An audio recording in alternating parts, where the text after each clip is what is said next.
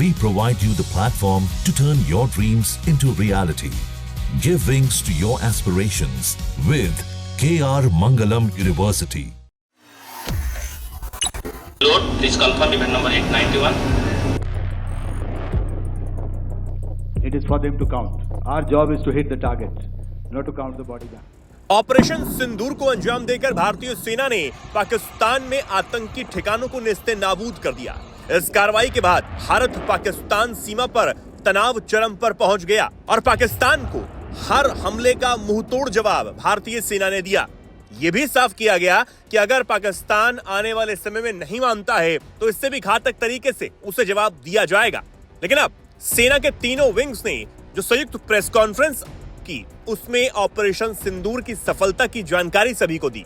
सेना की तरफ से संयुक्त प्रेस कॉन्फ्रेंस में यह बताया गया कि ऑपरेशन सिंदूर को किस तरह अंजाम दिया गया और किस तरह पाकिस्तान में आतंकी ठिकानों को तबाह किया गया। हालांकि अभी बॉर्डर पर सीज फायर लागू है, लेकिन पाकिस्तान के हर हरकत पर नजर रखी जा रही है।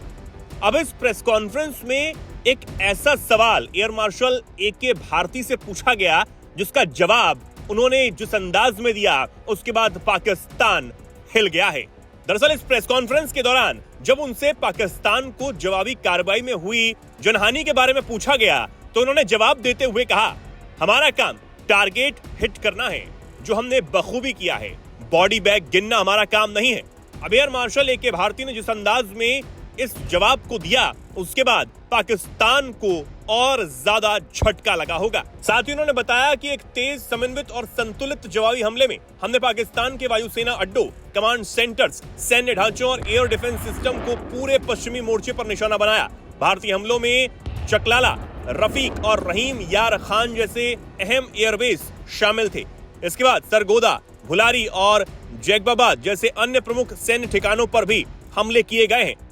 साथ ही उन्होंने कहा कि हमारे पास इन सभी ठिकानों के हर सिस्टम को निशाना बनाने की पूरी क्षमता है और उससे भी आगे तक जाने की है। यानी कि एक बार फिर से यह साफ कर दिया गया कि पाकिस्तान अपने आतंकियों पर लगाम नहीं लगाता है तो और ज्यादा घातक तरीके से उस पर वार किए जाएंगे, क्योंकि अब ये नया भारत है, ये अपनी रक्षा करना बखूबी जानता है।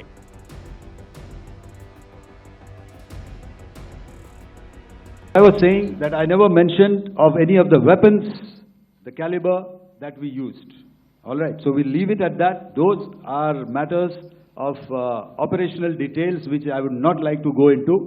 But suffice to say that whatever methods and whatever means we have chosen, it had the desired effects on the enemy targets. How many casualties? How many injuries? Well, to start with, our aim was not to inflict casualties, but in case there have been, it is for them to count. Our job is to hit the target, not to count the body count.